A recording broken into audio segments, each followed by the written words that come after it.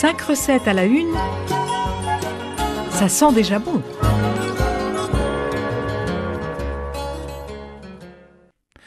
Bonjour, on se retrouve aujourd'hui avec une recette de chef, crème d'œuf et endives braisées au lard d'Arnade et jus de clémentine.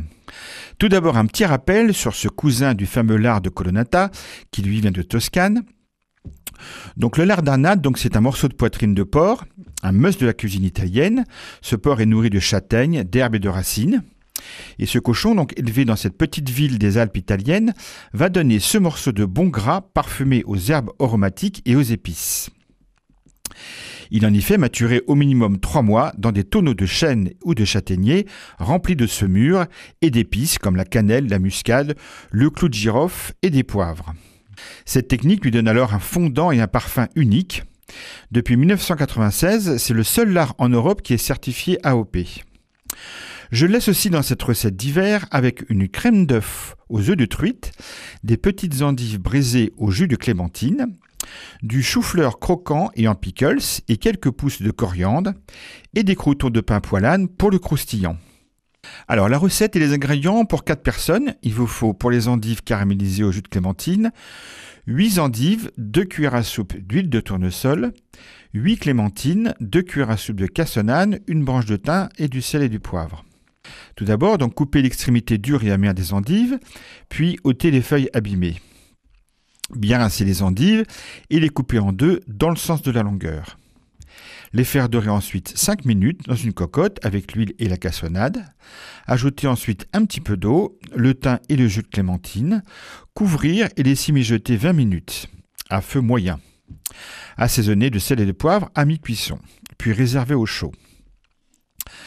Pour la crème d'œuf, il vous faut 12 œufs de calibre 65-70, 4 centilitres de fond blanc de volaille, 30 g de beurre, 2 centilitres de crème, 1,5 centilitre d'huile d'olive, du sel fin et du poivre blanc.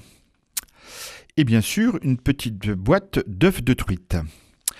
Cassez tout d'abord les œufs dans une calotte, les battre à la fourchette, puis faire fondre 10 g de beurre dans une petite sauteuse, y verser les œufs et les cuire tout doucement en remuant à la spatule et en prenant soin de ramener régulièrement les bords cuits vers le centre.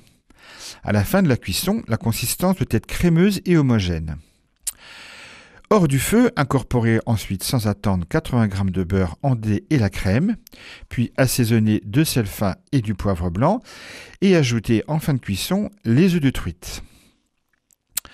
Pour le chou-fleur, il vous faut 1 kg de chou-fleur, un gros chou-fleur, une feuille de laurier, 3 gousses d'ail pelées, une cuillère à café de piment de Jamaïque, une cuillère à soupe de grains de poivre noir, 45 centilitres d'eau, 30 g de sel marin et 15 centilitres de vinaigre de vin blanc.